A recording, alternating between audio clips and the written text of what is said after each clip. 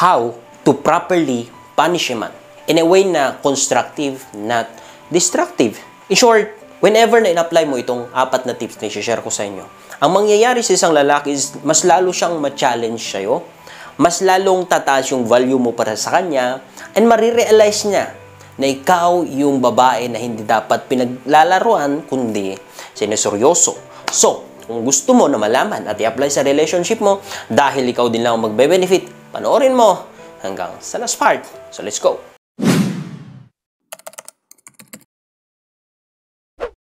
Sometimes, ang mga lalaki ay parang bata na kapag hindi mo ito kinokorek, hindi mo ito tinatama or pinapunish, is that yung mindset or mentality namin, palagi namin iniisip na tama yung ginagawa namin. So, ang best na gawin is that not to tolerate kung ano man yung mistakes niya. Not to tolerate kung ano man yung mali or abuse na ginawa niya towards you. In that way, makakatulong ito para sa kanya, para magbago siya at mas maging maganda or maayos yung behavior niya. And of course, magiging maganda rin ang result or magiging impact sa relationship nyong dalawa. Pero, ladies, meron pong proper na way. Kasi kung hindi ka rin mag-ingat at nasobrahan mo din ng pagpapunish sa kanya, ay maaaring magdudulot ito ng destruction or hindi maganda, like magiging judgmental ka na or i-judge mo siya or i-condemn mo siya, and hindi po yun nakaka-inlove para sa aming mga lalaki. So, paano nga ba ang proper na way? Yun ang ituturo ko sa'yo, kaya proceed na tayo sa number 1. Don't respond sa kanyang text, calls, or chat until he realized that he had mistakes. Kasi kapag palagi ka pa rin nagre-respond sa kanya, nagre-reply sa kanya, knowing na alam mo na mali siya, tapos binibigay mo pa rin yung attention na dati mong binibigay, yung care na dati mong binibigay, then hindi niya po marirealize yung kanyang pagmamali. In that way, hindi mo siya napapunish. So, ang dapat mong gawin is to stop responding sa kanyang chat or calls until he realize na meron siyang mali.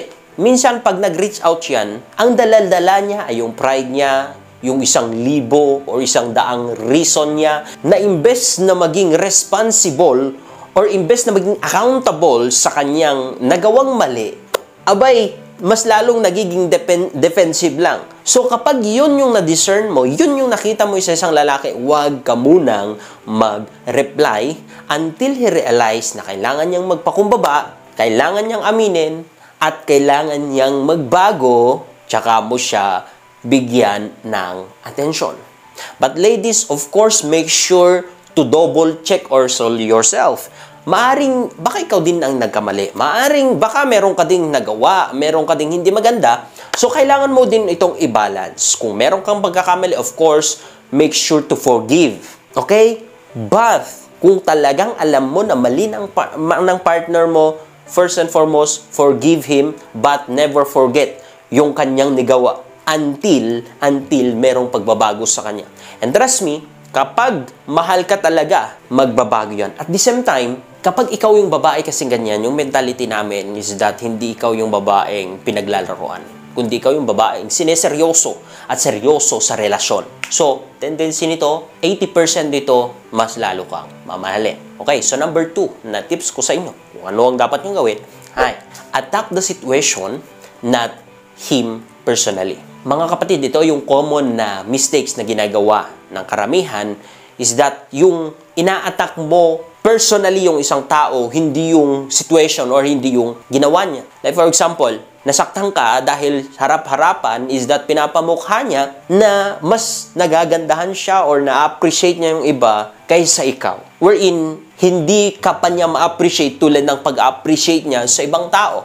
So, don't hate him, but hate his behavior. Attack his behavior. You need to tell him, in your own style, in your own way, maaari mo siyang atakihin, pero yung ginawa niya, hindi po sana siya. Kasi sometimes, kapag siya, is that nako-condemn mo siya, nadja-judge mo siya, or masabihan mo ng masasakit, like bobo, ang tanga mo, which is hindi naman related sa ginawa niya or sa situation niya. Ang tendency nito, maging defensive siya. Tendency nito, magagalit din siya. So, walang maayos po.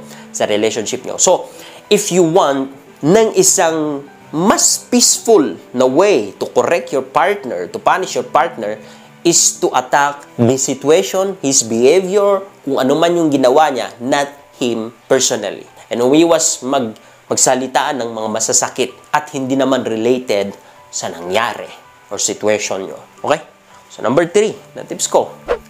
Put a challenge. If you want to punish a guy, make sure na maging challenge ka sa kanya.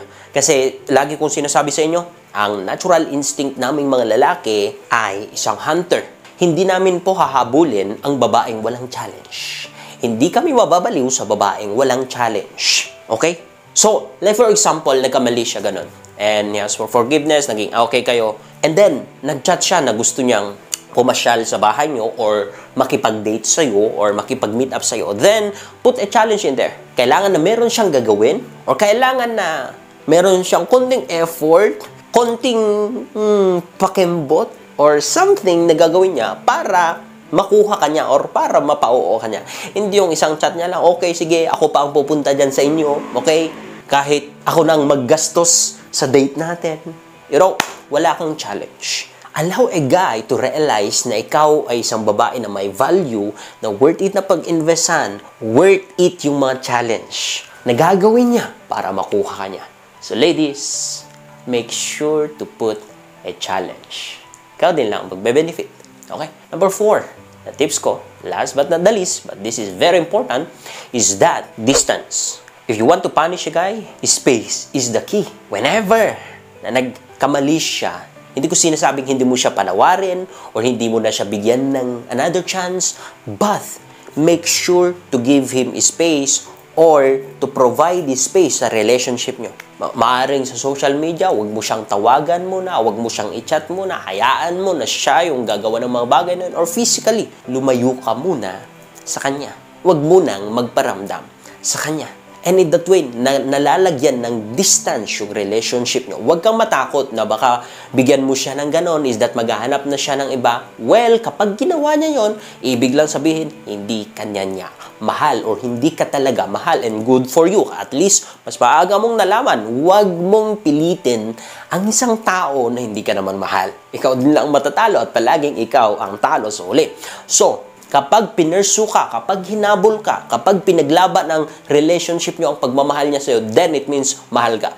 It means mas lalong magiging deep yung pagmamahal niya sa'yo. At mas lalo ka niyang papahalagan, magkakaroon ng challenge, then that is good for you and for your relationship. But space is very important. So, yun lang po muna ang mai-share ko sa video na ito. At maaari nyong i-apply sa relationship nyo and you will see meron pong magandang magiging resulta. Maraming salamat po. Please share this video. Please like and comment down below kung meron kayong natutunan or meron kayong mga questions na maaari kong sagutin, and wait for it dahil sasagutin ko. God bless. Bye.